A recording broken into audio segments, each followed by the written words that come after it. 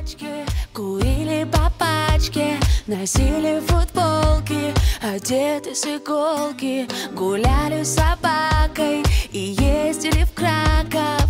На выходные становились чужие.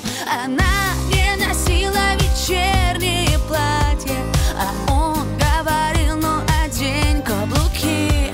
В кроссовках ложилась читать на кровати, выносила ему плавно мозги. Эта любовь была подобна спичкам, ты для него оказалась привычкой. Эта любовь была подобна спичкам, ты для него оказалась привычкой.